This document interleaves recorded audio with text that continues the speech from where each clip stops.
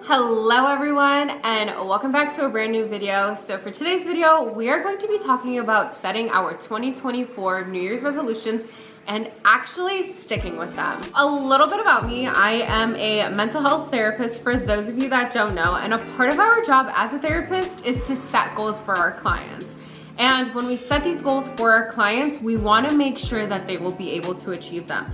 And that is exactly what I will be talking to you guys about today, is how to actually achieve the goals that you set for yourself. We're gonna go step by step, one by one, so that way the goals that you actually set for yourself, you can see them through. You won't feel tired, you won't feel burnt out, you'll actually be able to achieve these goals. So let's get into it. One thing that I want to know is that your goals are going to change over time, right? We are human, and throughout your year, your goals are going to kind of change how realistic they are, your life circumstances, whatever the case may be. However, do not give up on the overarching goal, the big goal, the main goal. Maybe try to soften your approach towards it. So, for example, my 2023 goal was to stop drinking Coke immediately. I wanted to quit it. I wanted to be done drinking Coca-Cola, but life happened. I went on vacation. I wanted to try other people's Coca-Cola. I had exciting life events. My sister graduated college. And so I just had so many things going on where pairing my meals with a Coke was just something that I really enjoyed. However, I did not give up the goal of giving up the Coke. I just kind of softened my approach towards it. So from the beginning of the year, I was drinking a large Coke. And today, fast forward, I only drink the mini ones, or I'll get a small McDonald's Coke. I will no longer get a large. That's absolutely out of the equation. And a medium is for special occasions. So as you can tell, the overarching goal was to quit drinking Coca-Cola 100%. Wasn't achievable, so I softened the approach, and I am almost there. So I am still left with that sense of accomplishment. Like, I am proud of myself for doing it. Second thing is that if you're setting a goal for yourself and the method or approach to get there is not fun for you, then you're automatically gonna give up. You're eventually going to quit.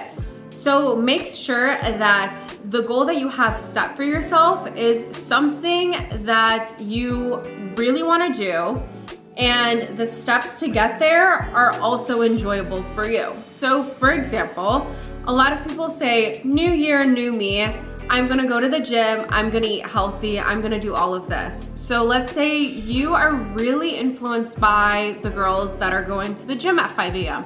or they're going to the gym after work. And that's just not something for you. You're not the type of person who's gonna wake up every day at 4:30 in the morning and just be at a gym workout at 5 a.m. You're like doing it, you're doing it the first week, the second week of January, and then before you know it, the month is over, you're burnt out, you're exhausted, and you haven't even lost 5 pounds. The thing about working out and exercising is that it's a delayed gratification process. You will not see the weight off right away. You also will not see your muscle mass increase right away as well.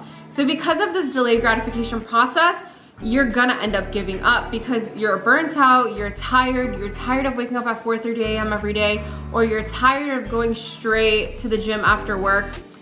You're gonna get exhausted. So what you're gonna do instead is you're gonna slowly ease into it. So you're going to go to the gym twice a week at 4:30, 5 a.m. Then you're gonna be like, okay, I got this thing down. Then you're gonna increase it to 3 times a week, and then 4 times a week, and then before you know it, you're actually enjoying going to the gym at 5 a.m. So slowly get into the habit. One of the books that I read, this book right here, it's called Atomic Habits. A lot of people were recommending it on TikTok last year. I bought the book. I did not enjoy the book. So if you might enjoy it, it might be a good read for you. Personally, I didn't. One thing that he says in this book that I actually really enjoyed is that do 1% better. So essentially what he's saying is that even if you make even the smallest change in your day, by the time you get to the end of the year, you're 365% better than the person that you first started, right? So instead of giving up on the gym completely, instead of giving up on eating healthy completely, just do 1% better. So swap out that Coca-Cola maybe for a Zevia, or swap it out for a Poppy. You're just doing 1% better. Sure, go ahead and eat that burger, eat that McDonald's, but 1% better is really just you swapping out that drink. And then before you know it, next year, no longer feeling like you need the fries. And then as time goes on, you are recognizing that you're actually eating out significantly less, and so on and so forth. So those 1% changes that you're making every day, by the time you reach the end of the year, you've actually reached your goal. When you are doing this, when you're doing 1% changes, when you're doing one-step changes, you start to feel that your goals are actually attainable. They're no longer out of reach. So for example, the 5 a.m. gym girly, right? You wanna be her, but it just seems so unattainable to you, because going from sleeping until 8 o'clock and then waking up super early and doing this every single day, 5 times a week, you're gonna be like, oh my God, how do the girls do it? But if you do it once a week, twice a week, you're proud of yourself. And then before you know it, you've reached that goal, you're able to do it. So 1% better makes you 365% better at the end of the year. My other advice to you is that I would recommend getting a journal and getting a planner. So the thing with the journal is that it's gonna be really hard to get into it, but the importance of it is that this thing is your therapist. It allows you to write down your thoughts when you're having a good day, when you're having a bad day, or when you're having like the time of your life and you have a memorable experience and you just want to jot it down. And before you know it, this thing becomes the book of your life.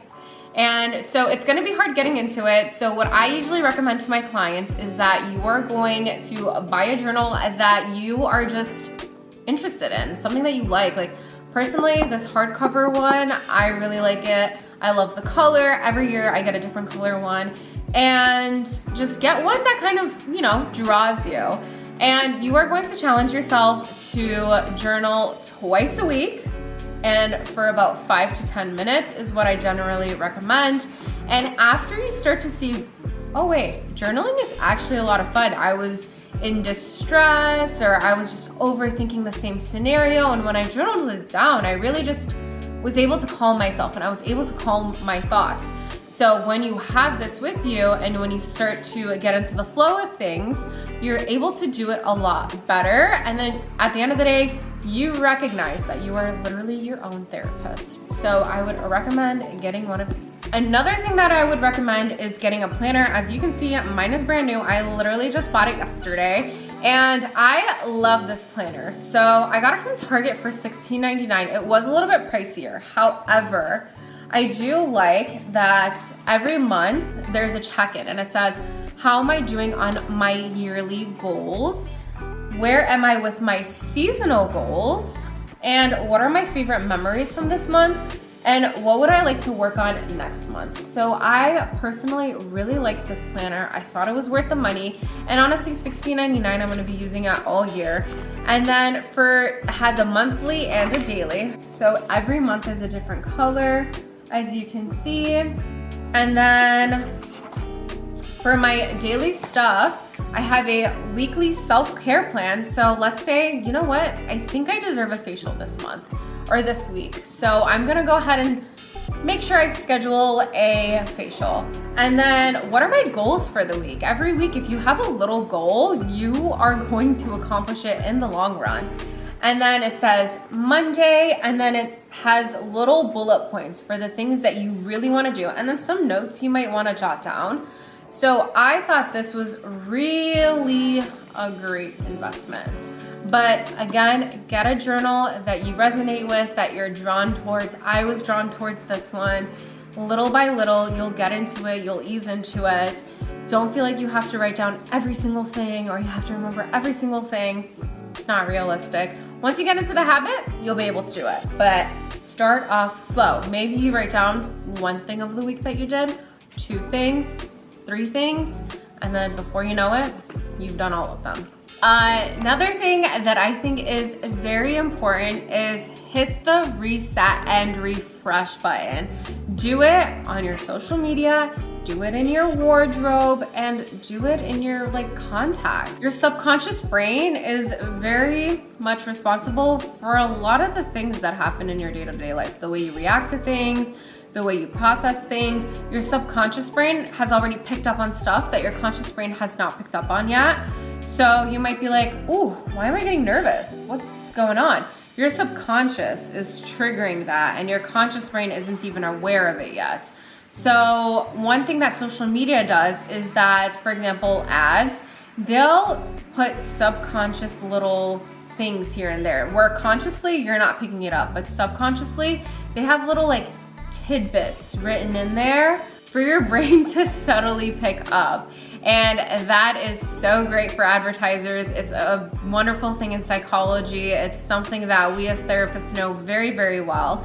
And so I tell you guys to know this because follow the right influencers, follow the right content creators. You might have followed somebody that you thought their content was so interesting 2 years ago, and now their content just does not resonate with you anymore. And you might feel like, oh, but I love her, and her content is so great, and I watched her family grow, or I watched her business grow, or whatever the case may be.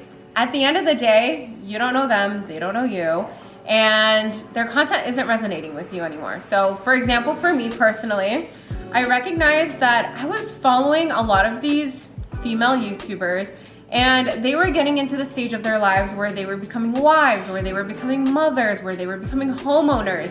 And this created a type of anxiety within me because I was like, oh my God, she's the same age as me, or oh my gosh, she's younger than me and she's doing all of this and I'm not. Am I inadequate? Am I doing something wrong?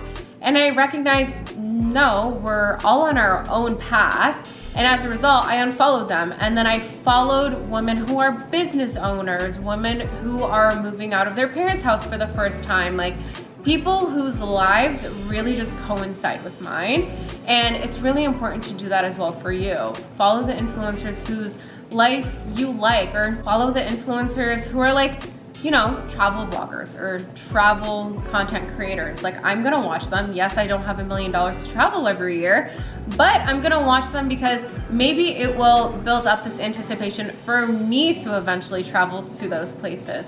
And I might follow the girly who's waking up at 5 a.m. to go to the gym because I eventually wanna become her.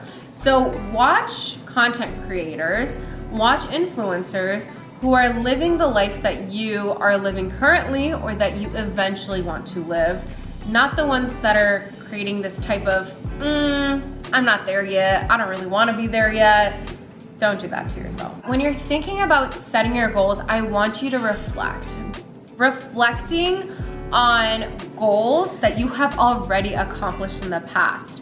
What was going on in your life back then? What steps did you take to accomplish those goals? And most importantly, who were you surrounded by? Because when you start to ask these questions to yourself, what was my lifestyle looking like? Who was I surrounded by? What was I doing that I was able to accomplish this goal?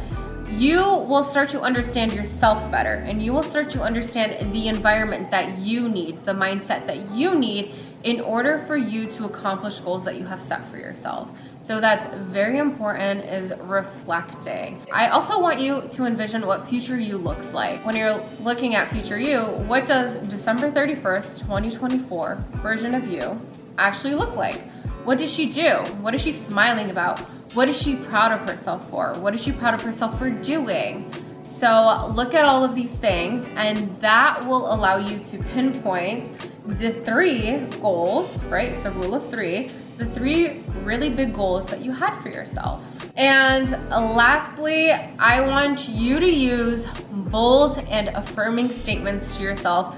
Language is everything, okay? There is a psychological research out there where they had a couple of groups and they changed the word of car accidents, right? The car slammed into the other car. The car crashed into the other car. The car accidentally hit the other car.